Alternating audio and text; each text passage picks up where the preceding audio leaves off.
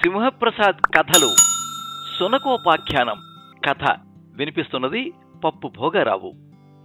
తెల్లని బుజ్జి సునకం మెడలో నల్లని బెల్టు, దానికో గొలుసు తగిలించాడు కనకారావు. గొలుసు కొసపట్టుకుని ఉదయమే స్టైల్గా వాకింగ్కి వెళుతూ ఉంటే బుద్ధిగా అనుసరిస్తోంది సునకం. అంతే టీవీగా. కనకారావుకి చాలా గొప్పగా ఉంది, గర్వంగా ఉంది. మెడ బిగుతుగా పెట్టుకుని దారే పోయే వాళ్ళకి పోజు కొడుతున్నాడు. చిన్నప్పటి నుంచి కుక్క ఉన్న వారంటే అతడికి ఎంతో అభిమానం, ఆరాధన. అది గొప్పవారికి మాత్రమే సాధ్యమని అతడి ప్రగాఢ విశ్వాసం. ఇక గేటుకి కుక్కలున్నాయి జాగ్రత్త, ఒక కుక్క ఉన్నా సరే బోర్డు ఉండడం స్టేటస్ సింబల్ అని అతడి భావన. అందుకే ఎలాగైనా ఒక సునకాన్ని పెంచుకోవాలన్న అతడి చిన్ననాటి కోరిక ఇప్పటికి తీరింది. అనుకోకుండా ఓ మిత్రుడి సాయం వల్ల అది సాధ్యపడింది. ఎదురొచ్చిన ఒక అతని మీదకి బుల్లి సునకం వెళ్లబోయింది. అతను ఎగిరి గంతేసి వేధా కుక్క అని చేత్కరించాడు. కనకారావుకి ఎక్కడైనా కోపం వచ్చేసింది. అది నీలా నాలా ఒక ప్రాణి, నీకంటే నాకంటే విశ్వాసంగా ఉంటుంది. పైగా నీకే కాదు, నా బుజ్జికి చక్కని పేరుంది, సోఫీ. ఇక నుంచి సోఫీ అని పిలో. అంతేకాదు, ఒక మనిషిలా ఒక ఫ్రెండ్లా చూడడం నేర్చుకో. చిన్న సైజు ఉపన్యాసం దంచాడు. అతడు ఇతడి వంక మెంటల్ సరుకు అన్నట్టు చూసి వెళ్ళిపోయాడు. సోఫీ మీద మాట పడకుండా రక్షించుకున్నందుకు చాలా సంతోషించాడు కనకారావు. సోఫీ రోడ్డు పక్కన ఆగింది. అతడు ఆగాడు. పక్క నుంచి వెళుతూ ఒక ఆవిడ ముక్కు మూసుకుని కసిరింది. జనం తిరుగుతున్నారని జ్ఞానం కూడా లేకుండా రోడ్డు పక్కన ఈ పెంట ఏమిటి, అలా పొదల్లోకి తీసుకుపా. పనివాడిని కసిరినట్టు కసిరింది. న్యాచురల్ కాల్ అర్జెంట్ అయితే నువ్వు ఇలాగే చేస్తావు విసురుగా అన్నాడు. ఆవిడ తిట్టుకుంటూ వెళ్ళిపోయింది. ఇంటికి వెళ్ళాక సోఫీకి షాంపూతో శుభ్రంగా స్నానం చేయించాడు. భలేగా మెరిసిపోతోంది కదండి. అతడి భార్య కాంతం ముచ్చట పడితే, సోఫీది ఏ బ్రీడ్ డాడీ? పుత్రరత్నం ఆరా తీశాడు. దీని పుట్టుపూర్వోత్తరాలు నాకు తెలియవురా. ఏదో ఘనమైన వంశమే అయ్యి ఉంటుంది. చచ్చినా లోకల్ కంగాళీ సరుకు అయ్యి ఉండదు. అందుకనే ఇంత డిగ్నిఫైడ్గా ప్రవర్తిస్తోంది. ఇది కరవదా? కరవని కుక్క మనకెందుకురా దండుగా. పైగా కరవడం మొరగడం దాని జన్మ హక్కు, కాదనడానికి మనమెవరం? సాయంత్రం ఆఫీసు నుంచి వస్తూనే ఇంటి ముందు కుర్చీ వేసి కూర్చుని టీ చప్పరిస్తున్నాడు కనకారావు. కుక్కలు ఉన్నాయి జాగ్రత్త అని వేలాడుతున్న బోర్డుని చూసి ఉప్పొంగిపోతుంటే, సోఫీ అతని చుట్టూ ప్రదక్షిణలు చేస్తూ కాళ్ళను నాగుతూ ఉంటే ముచ్చటగా చూస్తూ మురిసిపోతున్నాడు కనకారావు. కుక్కను పెంచుతున్నట్టున్నావే పక్కింటి అతను అడిగాడు. కుక్క కాదు, సోఫీ. ఇక మాకే కాదు, మీకు దొంగల భయం ఉండదు. ఇది మురిగే కుక్కలా లేదే. మొరగని కుక్కే దొంగని పట్టుకుంటుంది. గుండెలు పొంగించి మరీ చెప్పాడు. అబ్బో బడాయి. మూచి తిప్పింది ఇరిగింటామె. మీకు లేదని కుళ్ళు. గుర్రుగా చూసి కళ్ళు చేతులు తిప్పుతూ ఇంట్లోకి వెళ్ళిపోయింది. ఇంకో పక్కతను మొదట మెడచాచి చూసి పిమ్మట మొత్తం శాల్తీని భారంగా బయటికి ఈడ్చుకొచ్చి పడేసి కనకారావుని ఎగాదిగా చూశాడు. కానీ పలకరించలేదు, మెచ్చుకోలేదు. ఎంతో అవమానంగా అనిపించింది కనకారావుకి. ఇదిగో మురళి, మా సోఫీ ఎలా ఉంది? ఉండబట్టలేక అడిగేశాడు. సోఫీ ఎవరు? నీ ఫేస్బుక్ ఫ్రెండా? నలువైపులో వెతుకుతూ అడిగాడా మానవుడు. కాదయ్యా, ఇదిగో ఇదే. ఎంత గొప్ప పేరు పెట్టినా కుక్క కుక్కే. దాని బుద్ధులు మారవు గాని అర్ధరాత్రులు ఊరికే మొరక్కుండా మా ఇంటి ముందు కంగాళి చేయకుండా జాగ్రత్తగా కట్టడి చేయి ఆర్డర్ వేస్తున్నట్టుగా అన్నాడు. కోపం దూసుకొచ్చింది. దారుణంగా మాట్లాడకు, నన్ను ఇన్సల్ట్ చేస్తే మా సోఫీ సహించదు, జంపు చేసి పీక పట్టుకుంటుంది జాగ్రత్త. అతడు బాగా జంకాడు. 4 అడుగులు వెనక్కి వేశాడు. కొంప మీదకి గొప్ప తద్దినమే తెచ్చిపెట్టేవే. దుమదుమలాడుతూ ఒక రకంగా ఇంట్లోకి పారిపోయాడు. మర్నాడు అదే ప్రదేశంలో అదే ఫోజులో ఉండగా ఒకతను ఇంటి ముందు బైక్ ఆపి సొంతింట్లోకి వెళుతున్నట్టు రొమ్ము విరుచుకుంటూ లోపలికి వచ్చాడు. అతడు అధికారిలా అనిపించి చటుక్కున లేచి నిలబడ్డాడు కనకారావు. మీ డాగ్ యూనిక్ ఐడెంటిఫికేషన్ నెంబర్ ఎంత? భలేవారే, మనలాగా వీటికి ఆధార్ నెంబర్లు ఉండవు, పాన్ కార్డులు అవసరం లేదు నవ్వాడు. విసిగ్గా చూశాడు.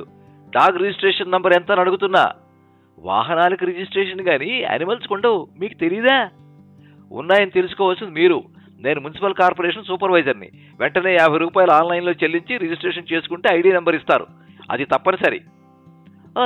50 రూపాయలేగా, రేపే కట్టేస్తాను పోజు కొట్టాడు కనకారావు.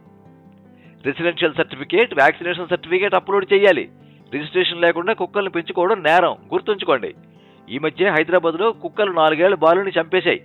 అదో పెద్ద ఇష్యూ అయిపోయింది. పేపర్లో చదవలేదా? సన్నగా కంపించాడు కనకారావు. కుక్కను వీధిలోకి తోలేయకుండా ఇంట్లో చక్కగా పెంచుతూ ఉంటే ఈ పితకలాట ఏంటో బోధపడకుండా ఉంది. వెళ్ళబోతూ ఆగాడతను. మీ కుక్కకి యాంటీ ర్యాబిస్ వ్యాక్సిన్ వేయించారా? సర్టిఫికేట్ ఉందా? అదిరిపట్టాడు కనకారావు. ఆ మధ్య కరోనా వ్యాక్సినేషన్కే నానా తంటాలు పడాల్సి వచ్చిందాయే. బాబు, 100-200 ఇస్తాను. ఆ సర్టిఫికేట్ ఏదో మీరే మేనేజ్ చేసి రిజిస్ట్రేషన్ చేసి పెట్టండి. అదేం కుదరదు, దానికి ఒక పెద్ద తతంగం ఉంది. మీరు అప్లై చేయగానే దాన్ని మీ జోన్లోని వెటనరీ అసిస్టెంట్ డైరెక్టర్కో డిప్యూటీ డైరెక్టర్కో పంపిస్తారు. వాళ్ళు అన్నీ వెరిఫై చేసాక లైసెన్స్ ఇస్తారు. 100-200కి పని చేయడానికి నేనేమి ప్యూన్ని కాదు, సూపర్వైజర్ని. నా రేంజ్ వేరు. రేపటికల్లా రిజిస్ట్రేషన్ చేయించాలి, లేకపోతే అనధికారికంగా కుక్కను పెంచుతున్నానని మీ మీద కేసు పెట్టాల్సి వస్తుంది. విసవిసా వెళ్ళిపోయాడు అతను. కేసు మాట విని పక్కింటి ఆవిడ సంబరంగా పరిగెత్తుకొచ్చింది. కొంపతీసి ఈయన అరెస్ట్ చేసేస్తారా ఏమిటి? అంతదాకా తెచ్చుకోకండి మరి అన్నాడు ఆమె భర్త. మళ్ళీ మేమే బెయిలిచ్చి తీసుకురావాల్సి వస్తుంది, కర్మ. ఆవిడ కనకారావు వంక చూసి పోజు కొడుతూ నవ్వింది. ఒంటి మీద గాజు పెంకుతో గీసి కారం పూసినట్టు ఎక్కడో మండింది అతనికి. కనకారావు సోఫీ వంక వెర్రిగా చూస్తూ ఉంటే వారి మాటలు విన్న కాంతం పిడుగులా వచ్చి పడింది. పుణ్యానికి పోతే పాపం ఎదురైనట్టు ఇదెక్కడ పేడండి? కుక్కను పెంచుకోవడానికి లైసెన్సు పిండాకుడు కావాలా? అవ్వా! బొగ్గలు నొక్కుంది. కావాలటే నీరసంగా జవాబిచ్చాడు. దీన్ని ఇంటికి తీసుకొచ్చే ముందు అవన్నీ తెలుసుకోవద్దు, బుడబుడలాడుతూ తెచ్చేగానే సరే. రేపు మీ మీద కేసు పెట్టి మిమ్మల్ని జైల్లో పడేస్తే మీ ఆఫీస్ వాళ్ళు మిమ్మల్ని సస్పెండ్ చేసేస్తారు. మీకే హాయిగా జైల్లో కూర్చుంటారు. మేమెలా బతకాలి దేవుడో? బేర్మంది. ఇరుగు పొరుగు వాళ్ళు ఓరగా చూసి పబ్లిక్గా నవ్వడం అతనికి అంటపడింది. ఊరుకో ఊరుకో అని సైగ చేశాడు. ఆమె గబగబా కళ్ళు తుడిచేసుకుంది. ఇప్పుడు ఏం చేద్దామంటారు? ఆప్షన్ ఏమీ లేదు. అతను చెప్పినట్టు ముందు వెటనరీ డాక్టర్ దగ్గరికి సోఫీని తీసుకెళ్లి వ్యాక్సిన్ వేయించేస్తాను.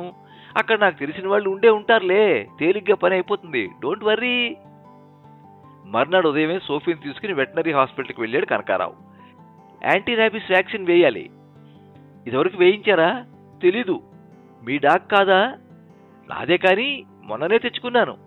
దీని మెడికల్ హిస్టరీ మనకన్నా బాగా ఎంతో జాగ్రత్తగా మెయింటైన్ చేయాలి. తలాడించాడు. ఫీజు తీసుకుని వ్యాక్సిన్ వేశారు.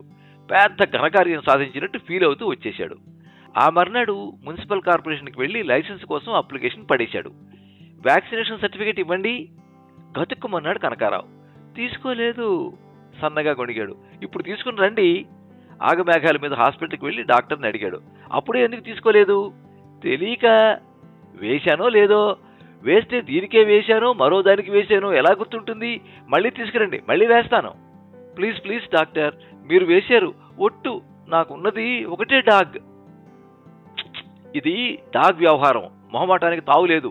ఈలోగా మీ డాగ్ ఎవరినైనా కరిస్తే, వారికి ర్యాబీస్ వ్యాధి వస్తే నా మీద కేసు వేయరు. వెళ్ళండి వెళ్ళండి. పొద్దుటే బలవేరం దొరికింది.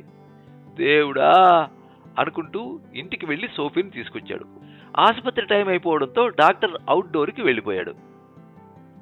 మర్నాడు ఆఫీస్కి సెలవు పెట్టక తప్పింది కాదు. మళ్ళీ వ్యాక్సిన్ వేయించి సర్టిఫికేట్ తీసుకుని మున్సిపల్ ఆఫీసులో సబ్మిట్ చేశాడు. మేము దీన్ని మీ ప్రాంత వెటనరీ అసిస్టెంట్ డైరెక్టర్కి పంపిస్తాం. 4 రోజులు అయ్యాక వెళ్ళి ఆయన కలవండి. వారం రోజులు పోయాక వెళ్ళి కలిశాడు కనకారావు. అప్లికేషన్ రాలేదన్నారు. మరో 2 సార్లు తిరిగాక వ్యాక్సినేషన్ సర్టిఫికేట్ చూశారు. కనకారావు రెసిడెన్స్ సర్టిఫికేట్ తీసుకున్నారు. నో అబ్జెక్షన్ సర్టిఫికేట్స్ ఏవి లేవు. ఏ ఆఫీసులో తీసుకోవాలి? మీ ఇరుగు పొరుగు నుంచి మీరు కుక్కను పెంచుకోవడానికి వారికి ఎలాంటి అభ్యంతరం లేదని రాయించుకురండి. కనకారావు గుండెల్లో బండపడింది. ఇరుగుంటి ఆవిడ చిటపటల ముఖం, పొరుగింటి ఆయన పేలాలు వేగే ముఖం, పక్కింటి అతని అసూయ ముఖం గబగబా కళ్ల ముందు మెదిలాయి. వాళ్ళు చచ్చినా ఇవ్వరు సార్. నా కుక్క బొద్దుగా ముద్దుగా ఉందని ఏడ్చిపోతున్నారు సార్. ఎలాగోలా మేనేజ్ చేయండి సార్, మీ రుణం ఉంచుకోను. అదేం కుదరదు. రేపు వాళ్ళు కంప్లైంట్ చేస్తే మధ్యలో నాకు చచ్చే చావు వస్తుంది. మళ్ళీ స్క్వేర్ ఒకటికి వచ్చేసాడు కనకారావు. ఇప్పుడు ఏం చేద్దాం డాడీ? వాళ్ళ పిల్లలు నా ఫ్రెండ్సే. రోజు కాసేపు సోఫీతో ఆడుకొనిస్తానంటే సంతోషంగా సంతకాలు పెట్టేస్తారు. కనకారావు పెదవి విరిచాడు. నీ వల్ల కాదు కానీ మమ్మీ సాధించుకొస్తుంది చూడు. అడిగినప్పుడల్లా పప్పులు ఉప్పులు కరివేపాకులు తిరిగి రాని చేబదులు ఇస్తుందిగా. అతని మాట వినే కయ్యమంది కాంతం. దానికి దీనికి ముడి పెట్టకండి. నేను అడిగితే కళ్ళు మూసుకుని సంతకాలు బరికేస్తారు. కానీ వాళ్ళని దేవురించే కర్మ నాకు వద్దే వద్దు. అలా అనకు కాంతం, ప్లీజ్ ప్లీజ్. నువ్వే ఏదోలా పథకం, అదే సంతకం సాధించుకు రావాలి. చీర బహుమానం ఇస్తానన్నాక మెత్తబడింది. లెటర్ తీసుకుని వెళ్ళిన 10 నిమిషాలకి విజయ గర్వంతో తిరిగి వచ్చింది. కార్యసాధకురాలంటే నువ్వేనే కాంతం మెచ్చుకున్నాడు పతిదేవుడు. పిమ్మట ఇద్దరూ ఆడవాళ్లే పెట్టారు, మగాళ్ళు ఒక్కరైనా పెట్టి ఉంటే బాగుండేది. సన్నాయి నొక్కులు నొక్కాడు కనకారావు. కయ్యమని అరిచింది కాంతం. ఇల్లు అంటే ఇల్లాలే, ఇల్లాలు అంగీకరిస్తే కుటుంబం అంతా అంగీకరించేసినట్టే. ఆడవారిని కించపరిస్తే లేచింది మహిళా లోకం వారిని తీసుకొచ్చి మన ఇంటి ముందు ధర్నా చేయిస్తాను, కబడ్దార్ వార్నింగ్ ఇచ్చేసింది. బిక్క చచ్చిపోయాడు కనకారావు. తప్పైపోయింది కానీ శాంతించవే, పట్టు చీరే కొంటానులే అన్నాక గాని ఆవిడ ఆగ్రహం కాస్త శాంతంగా మారలేదు. మళ్లీ వెళ్లి అసిస్టెంట్ డైరెక్టర్ని కలిశాడు. ఇది పనికిరాదు, ఇరుగు పొరుగు అంటే ఇటు అటు ఉన్నవాళ్లే కాదయ్యా, ముందు వెనకాల ఎదురింట్లో పక్కింట్లో ఉన్నవారంతా కావాలి. డాగెటైనా వెళ్ళొచ్చు, ఎవరినైనా కరవచ్చు, లేదా దాని గోలకు వాళ్ళు ఇబ్బంది పడనవచ్చు. వాళ్ళతో పరిచయం లేదు సార్, ఇప్పుడు చేసుకో సింపుల్గా చెప్పేశాడు. తలాడించి వచ్చి చుట్టుపక్కల వారిని పరిచయం చేసుకుని బతిమాలి బామాలి వారి సంతకాలు పెట్టించుకుని ఆఫీసులో సబ్మిట్ చేశాడు. లైసెన్సు ఇవాళ వస్తుంది రేపు వస్తుంది ఎదురు చూస్తూ ఉంటే హఠాత్తుగా సోఫీ మాయమైంది. వెతికి వేసారి పోలీస్ కంప్లైంట్ ఇవ్వడానికి వెళ్ళాడు. లైసెన్స్ లేకుండా ఎలా పెంచుతున్నావు, ఇప్పుడు అది ఎవరి మీద అటాక్ చేసిందో ఏమో అని దాని అన్ని రకాల చేష్టలకు నువ్వే బాధ్యత వహించాలి మిస్టర్. వీధి కుక్కల మీద పడి ఏడాపడే కరిచేశాడు. పిక్క చచ్చిపోయాడు కనకారావు. పీడ విరగడయ్యిందని ఊరుకోవడానికి వీల్లేని పరిస్థితి అని గ్రహించక తప్పింది కాదు. మరుక్షణం మాయమై రోడ్ల మీద పడ్డాడు. పార్కులో మరో కుక్క చుట్టూ ప్రదక్షిణ చేస్తూ కనిపించింది సోఫీ. పరమానందపడిపోయాడు. హాయ్ సోఫీ, సోఫీ ముద్దు చేస్తూ దాని చేతుల్లోకి తీసుకోబోయాడు. దానికి వీర కోపం వచ్చేసి కస్సుమని కరిచేసింది. లబోదిబోమన్నాడు కనకారావు. ఆ దగ్గరలోని పోలీసు పరుగుని వచ్చాడు. డోంట్ వర్రీ, దీని యజమాని మీద కేసు పెట్టి భారీ పరిహారం ఇప్పిస్తానుగా, కానీ ఒక్క షరతు, సగం నాకు ఇవ్వాలి అని చెప్పి, ఎవరయ్యా దీని ఓనర్, దీని రోడ్డు మీదకి ఎలా వదిలేశారు చుట్టూ చూస్తూ హడావిడి చేశాడు. నేనే కీచుగా అరిచాడు కనకారావు. సింహప్రసాద్ కథలు మీరింతవరకు శునకోపాఖ్యానం కథ విన్నారు. వినిపించిన వారు పప్పు భోగారావు. సర్వే జనాః సుఖినో భవంతు.